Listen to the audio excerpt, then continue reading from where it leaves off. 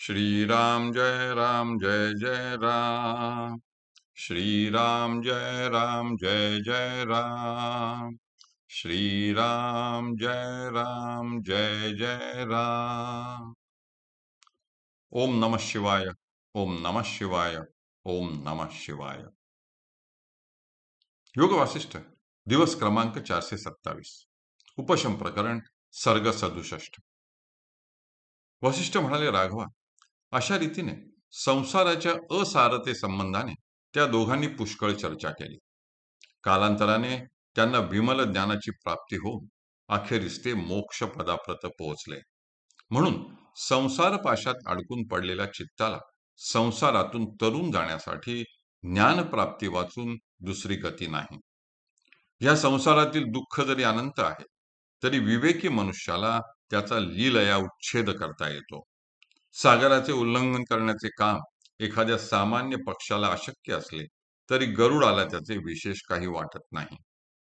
जे महात्मे स्थूल व सूक्ष्म देहांच्या अतीत होऊन चिन्मात्र आत्म्यामध्ये स्थित झालेले असतात, ते जनतेकडे दुरून अवलोकन करणाऱ्या एखाद्या प्रेक्षकाप्रमाणे देहांचे साक्षीत्व करतात.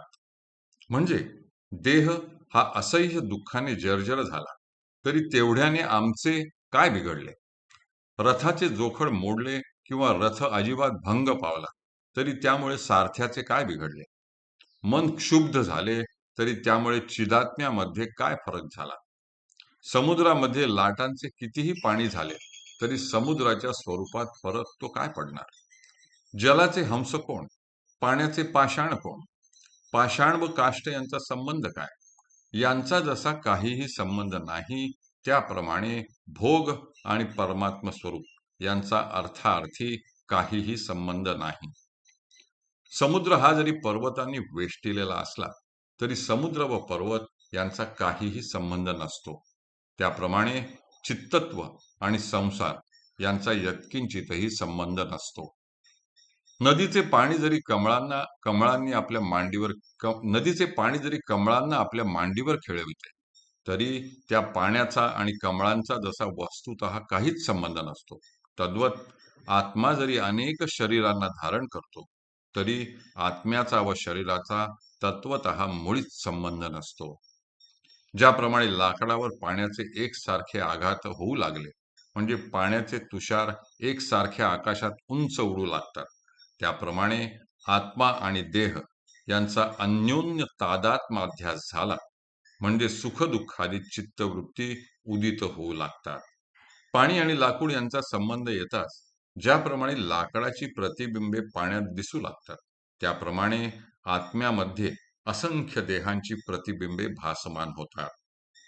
ज्याप्रमाणे आरसा किंवा पाण्याच्या लाटा यांच्यामध्ये पडलेली प्रतिबिंबे वस्तुतः सत्य नसतानाही सत्य भासतात, त्याप्रमाणे मिथ्या असलेली नानाविध शरीरे आत्म्यामध्ये भासमान होतात. परंतु काष्ठ, जल किंवा पाषाण ही तुटली फुटली तरी ज्याप्रमाणे कोणालाही दुःख होत नाही, त्याप्रमाणे पंचमहाभूतांच्या संयोग वियोगामुळे आत्म्याला सुखदुःखादी विकारांची बाधा होत नाही.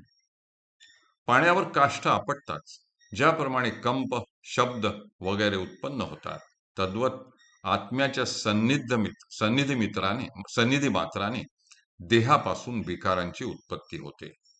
परंतु हे विकार देखील शुद्ध चैतन्याला किंवा जड देहाला नाहीत, तर ते अज्ञानजन्य आहेत व हे अज्ञान ज्यांच्या ठायी नष्ट झालेले आहे अशा आम्हाला हे विकार नसून आम्हाला सर्वत्र चित्तच अनुभूत होते. ज्याप्रमाणे काष्ठ आणि जल यांच्या संयोगापासून कोणालाही सुखदुःखांचे अनुभव येत नाहीत, त्याप्रमाणे देह आणि देही यांच्या संगमामुळे कोणालाही सुखदुःखे होत नाहीत.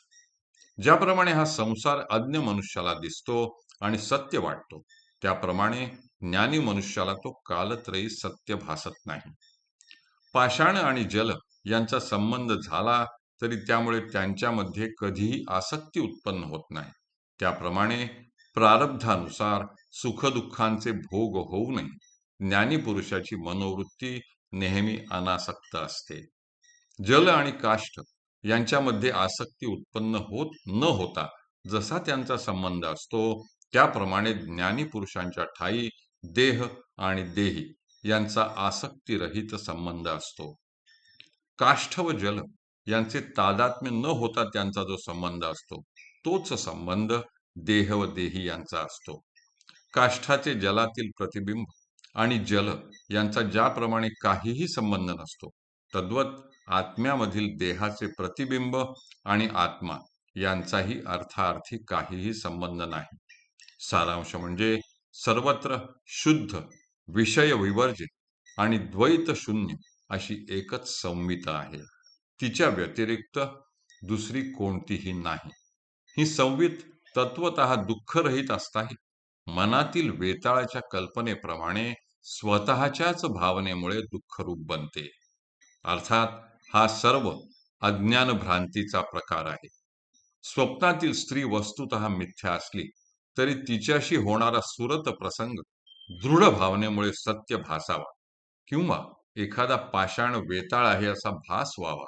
तद्वत देह आणि देही यांचा तत्वतः काहीही संबंध नसताही तो भासमान होतो.